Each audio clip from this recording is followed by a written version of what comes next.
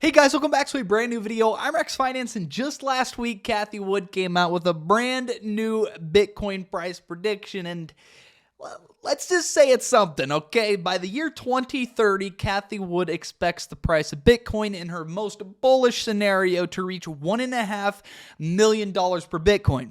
Naturally, I was kind of like,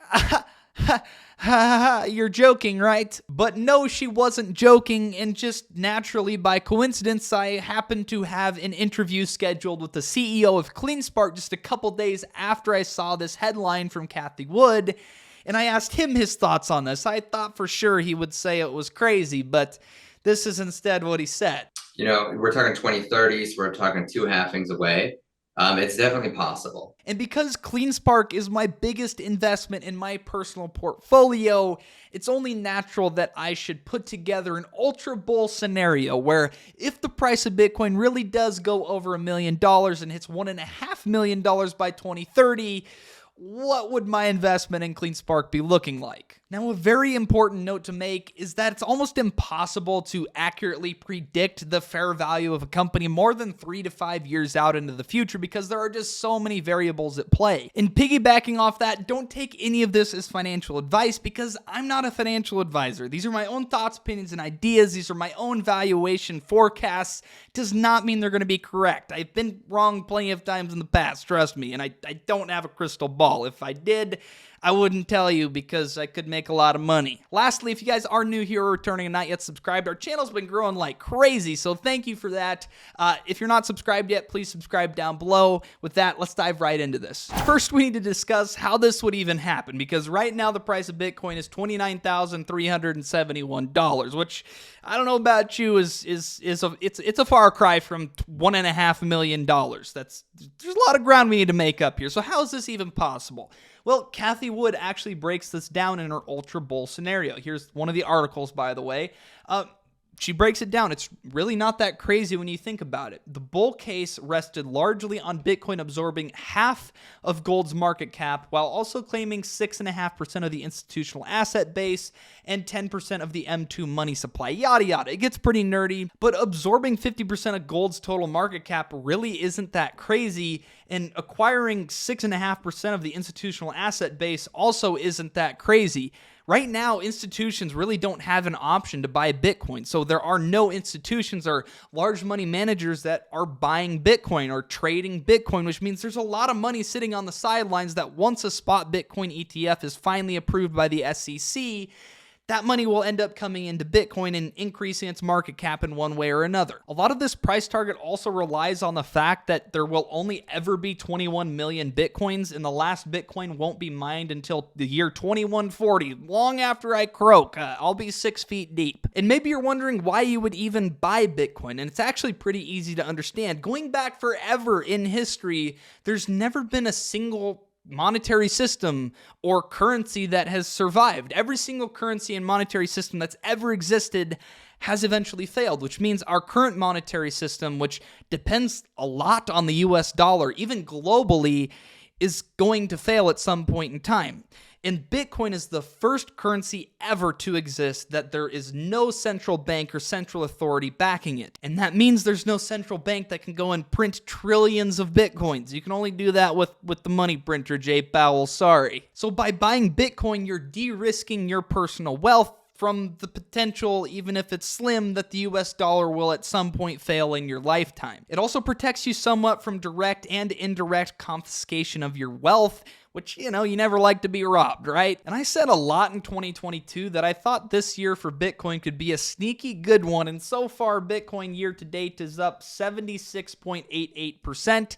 It's been a sneaky good year. And CleanSpark, the company I'm talking about today, year to date is up almost 210%. It too has had a great year, and considering it's my largest position in my portfolio's done very, very well. So thank you very much, CleanSpark and Bitcoin. But let's go ahead and dive into this spreadsheet, which is what a lot of you probably came to this video for. This is, in my opinion, what CleanSpark stock price could be in the future. This will be inaccurate, But as we get closer and closer to the year 2030, I'll continue to update the spreadsheet and keep it as accurate as possible. If you want access to this, or you want to be able to download it and change my numbers to better fit what you think is more reasonable, join my membership down below. Hit the join button right next to the subscribe button, or you can hit my Patreon link in the pinned comment. I have the cheapest membership on YouTube, and it's probably the fastest growing one too, so don't miss out. You become a very cool person being a Rex Nation member, let me tell you. Just ask anybody. But I actually want to start here, breaking down the total Bitcoin mining revenue opportunity.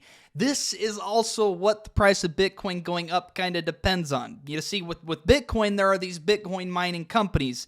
Without these Bitcoin mining companies, you wouldn't have Bitcoin. And that's because these Bitcoin mining companies keep the Bitcoin network secure. I said Bitcoin about 20 times in 10 seconds. I apologize. But every 4 years or so, Bitcoin is designed in a way that it is required for Bitcoin to go through what's called a halving event. This impacts the Bitcoin mining companies most importantly. For example, if you don't understand this, right now, out of all the Bitcoin mining companies out there and entities out there that are mining Bitcoin, you can only mine a total of 900 Bitcoin daily, which at a price today of $29,500 represents about a $27 million revenue opportunity daily for the entire Bitcoin mining network. Now, the breakdown of who gets those revenues is dependent on who's the biggest miner on any given day. So right now, at current prices of $29,500, the total revenue opportunity annually, or yearly is another way to say that, is about $10 billion. But in April of 2024, which is, coming up pretty quickly here, it'll be here before you know it, the total available Bitcoin to be mined daily goes down to 450. It was cut in half from 900.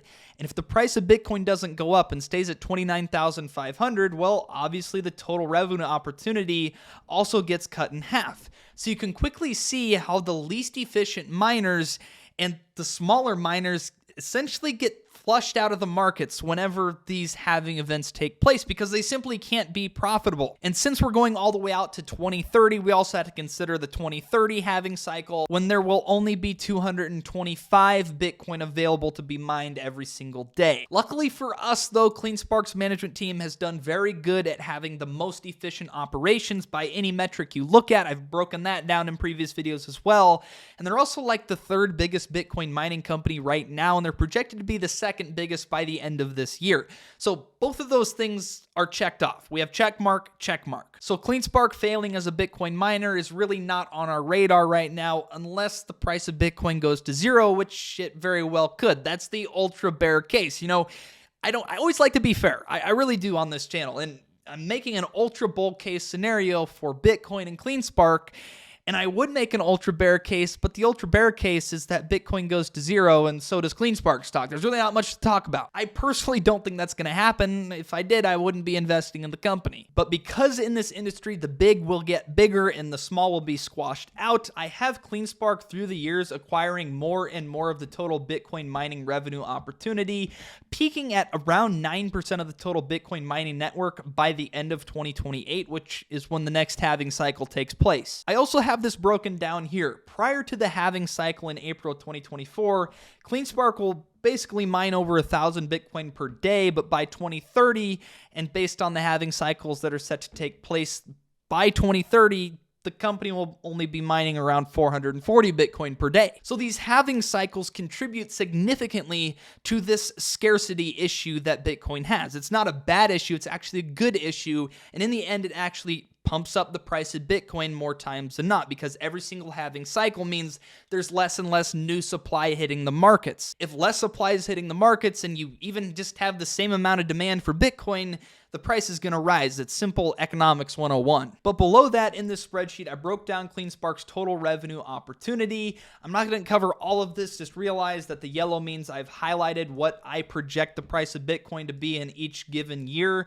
This is going to have to follow a similar trajectory to this in order to hit $1.5 million by 2030.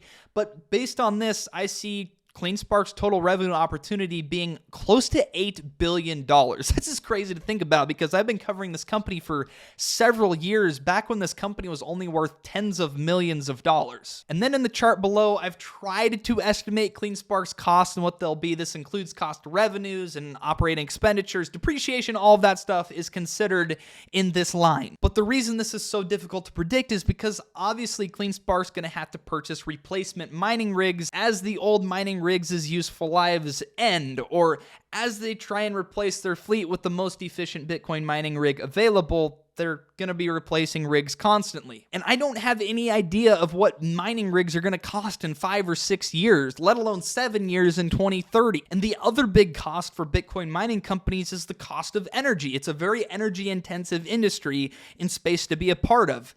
I don't know what energy costs are going to be in 2027. So take this with a grain of salt. This is just my best guess. Again, I'll keep this updated and as accurate as possible as we get closer to the year 2030. But based on the company's revenue opportunity, in my opinion, and their operating expenditures, in my opinion, their cost of revenues, all their expenses considered, in my opinion, this is where I got to the company's net income for every single given year. By 2030, I see the company having almost $7 billion of net income. This industry has the potential to be one of the most profitable industries to ever exist because there really are only two costs you need to consider: the cost of energy and the cost of purchasing new mining rigs. You can throw in depreciation and all that in there with it if you want to. But as the price of Bitcoin goes up, the margins on these Bitcoin mining companies will expand exponentially. And then here is a section that I just added today. I spent all afternoon working on this spreadsheet. It put a lot of blood, sweat, and not literally, but I put a lot of hard work into this spreadsheet. And I just kind of had to guess at what CleanSpark's HODL balance, or HODL balance, which stands for hold on for dear life,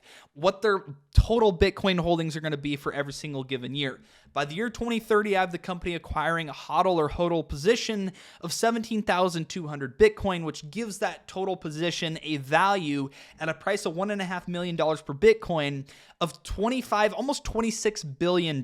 So from here is where I got my price targets for every single year going until 2030. I did both a price to sales valuation and a price to earnings valuation and incorporated that HODL valuation into both valuation models. For the years 2024 through 2026, I did not include the PE multiple valuation because there's still a lot of unknown with this upcoming halving event, and honestly, there's not going to be that many profits to be shared by these companies until 2027 and beyond. That's when we expect these profits to really exponentialize. I don't know if that's a word, but... And then in 2027, I took a blended average of the two price targets between the price to sales and the price to earnings valuation models. And then from 2028 through 2030, I only took into consideration the PE valuation model because, again, PE valuations usually are more accurate than that of price to sales valuations. And you might think my PE multiples are high,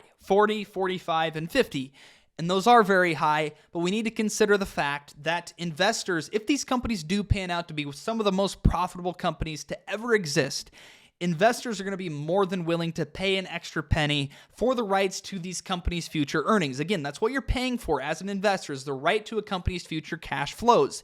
If these companies are the most profitable companies to ever exist, you will see very high valuation multiples on these companies. But still, take this all with a grain of salt. This will change. I will be incorrect at some of my inputs here, but based on all of this stuff, by the year 2030, I think the fair value of the company is $349, almost $350 per share, which means the company is 5,513% undervalued from the current price of $6.23. Also in this spreadsheet, I keep track of CleanSpark's Bitcoin mining rig purchases. I have a whole journal dedicated to this. There's a lot of useful information on this spreadsheet. Suffice to say, join the membership, get access to it.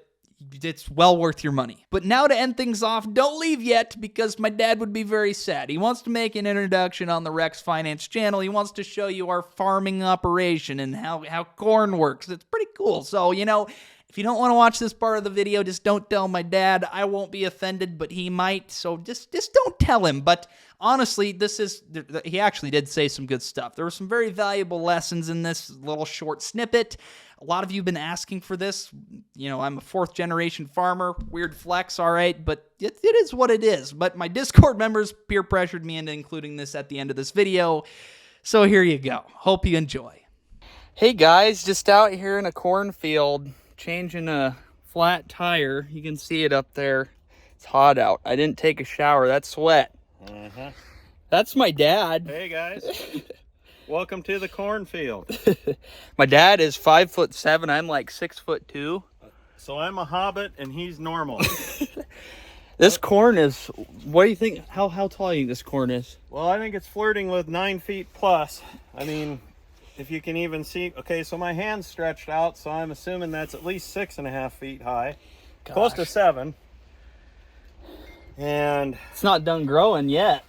No. It's getting there, but. And you can, why don't you show them an ear and the silk and stuff on there? What's happening here? We're just finishing up pollination. Yep, so there's the little corn cob there. There's the silk. When the silk starts to brown, means pollination's about to end. Every silk leads to the cob where a kernel would be. Yeah. So in other words, every silk leads to a location on the cob. So the pollen from the tassel, show them a tassel up there. Have they ever seen a tassel? I don't know. Some of them have, some of them haven't. Some are going to think this is really cool. Other people are going to probably skip my video because of this. I can't make it shed any more pollen. It's done shedding, but it shakes a talcum powder looking pollen that comes out of these what do they call them? I don't know. Somethings. Anyway, it drops the powder down on these silks and the pollen follows the silk down to where there's an individual kernel. It's crazy. So once pollination is finished, the silks brown and die off. So we just completed pollination. A little early to tell how good our kernel fill is going to be. You know, I could take a bite of that. It wouldn't be good. It'd be mostly cob. So we're gonna hold with that. Yep. But this is one final thought too. This is an irrigation system that travels around in a circle over a pivot of corn. Yep. And I don't even know. Look, gosh, that pipe's got to be 10 feet in the air. Oh yeah. So I mean, it's really tall corn. It looks like a promising crop.